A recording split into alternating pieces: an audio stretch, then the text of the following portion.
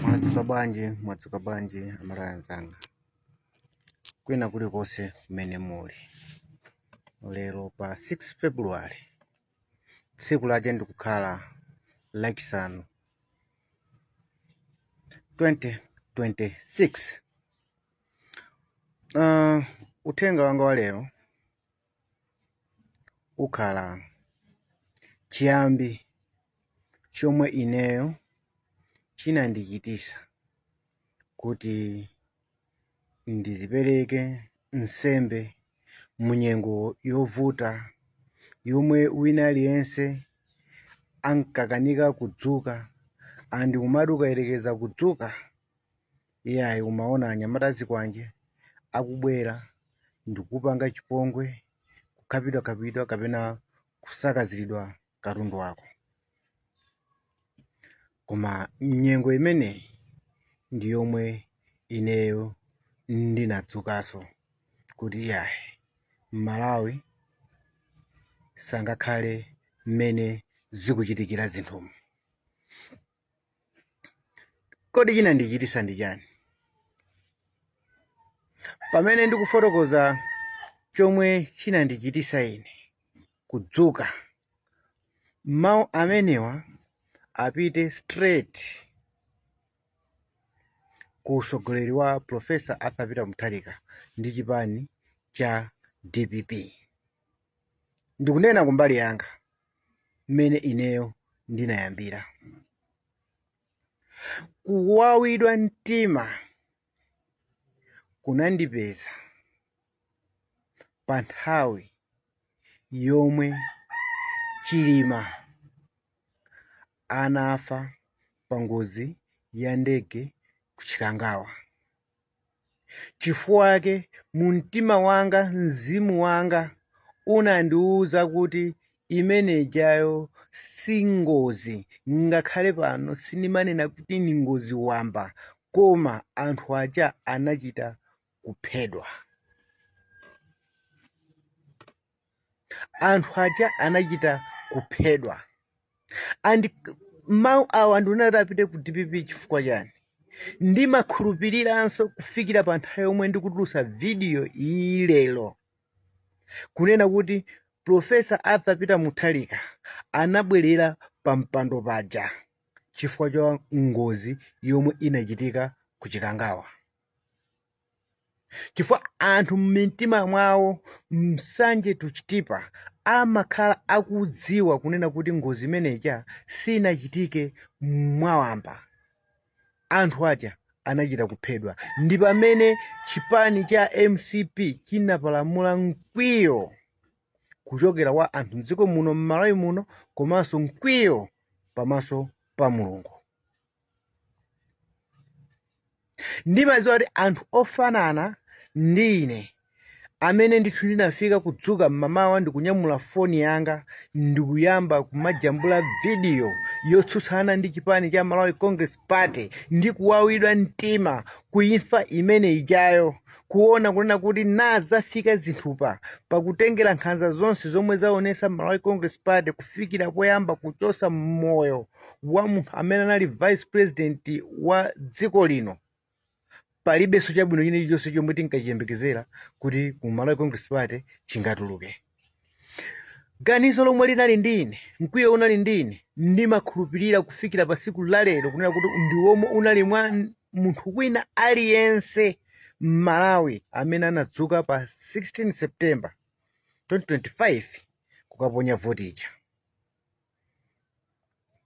Andi ichichi ndikunena kuti achitenge Profesa Arthur Peter Mutharika ndi chipani cha DPP kunena kuti napa ngozi imene ijayo ngati safufuza, ngati sakhalapo chidwi ndi ngozi imene ijayo 2030 asayembekezere chipani cha DPP kupitirira kulamula dziko lino. Chifukwa che mwayi omwe analowa chipani cha DPP ndi Profesa Arthur Peter Mutharika unachitika chifukwa cha mikwiyo ya anthu ndi imfa ya Chilima. Inu ndikamanena kuti imfa ya Chilima inapweteka mioyo anthu, muzindimvesesa.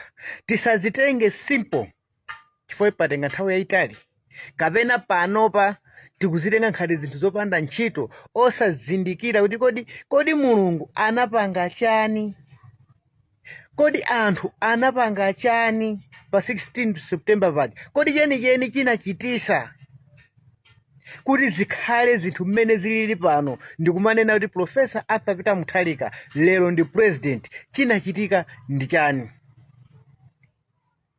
Tikatisa chikumbukire chipani cha DPP 2030 izakhala mbiri. Ndedi apa tiyalama 5 years yomwe inamenya MCP, 5 years ina yomwe ikumenya yani kuti chipani cha DPP pano. Ngati sakumbukira, ngati safufuza mwatcheru zifukwa zenizeni zomwe anawinira pa 16 September. Kodi Mulungu anawalola kuti awine pa 16 September chifukwa chani? Nankha anthu anatuluka mwa unyinji chonchija, kodi chinawawa chenicheni mu mtima mwawo ndi chani? Ngati sakuchizindikira, ndikuwauza lero ni imfa ya malemu Saulos Chilima inawawa anthu mu mtima, ngakhalenso Mulungu anayipidwa nayo. Andi imfa imeneja mwanjira ina iliyonse. Saulos Chilima ndi anthu enacha anachita kuphedwa ndi chipani cha Malawi Congress Party pofunisisa kuti apitilire kulamulira. Andi zimene zijazo zinamukwiyisa Yehova, zimene zijazo zinakwiyisa anthu mdziko muno. Ngakhale ndikunena ine pano ndikuti ine ndinayamba kudana motheratu, ndinkadana naye, koma udani wanga unasanafike pa chiyindeinde, koma unafika pa chiyindeinde ndikumwalira kwa Saulos Chilima. Kumapanga anthu pretend ndikumanena chipani cha MCP molimba mtima, ndi okhawo a chipani cha MCP amene ankanena kuti ngozi ija ndi anomo. The rest anazindikira kuti ngozi ija anthu aja anachita kuphedwa. DPP ngati sitengapo gawo, ngati ndikuti DPP ngati sitengapo gawo pa ngozi ya malemu Saulos Chilima, ndikufusiza ndikuona ndithu kuti anthu ena pa ngozi imene jayo alandire chilango, chifukwa pamene paja panachitika ndithu zinthu zija zinachitika ndithu. Anthu ena mdziko muno akuziwa ndithu, mtundu wa Malawi umakhulupirira nsanje tuchitipa kuti Saulos Chilima anachita kuphedwa. Ngati azisiye nkhati imene zinthu zililimu 2030 ayiwale kulamula dziko lino. Ndikunena ali chipani cha DPP, sinimalankhulira zinthu mwine mwamantha, ndikunenetsa ayiwale. Chifukwa ife imeneja ndiyomwe ikuachitisa lero Shadrack Namalomba nkukhalanso mneneri wachani kuti waboma. Ikuachitisa lerolo imfa imene ija Norman Chisale kukhala ndani kodi deputy minister, Amukhito ndikukhala minister of homeland and security. Imene ija imfa imeneja ndiyomwe ikunchitisa Jane Ansah kutchedwa lerolo vice president wa dziko lino. Imene ija imfa ija ikuachitisa Enoch Chihana kukhala third vice president. Imfa ija ikunchitisa Professor Arthur Peter Mutharika kukhala president wa dziko lino. Imfa yake ndi manager. Ngati akuiwala za imfa imeneja, ngati akusankha kukhala chete zaka fukufuku kukhazikisa kafukufuku wa imfa imeneja, ndi kumazipanga zinthu za mchezero 2030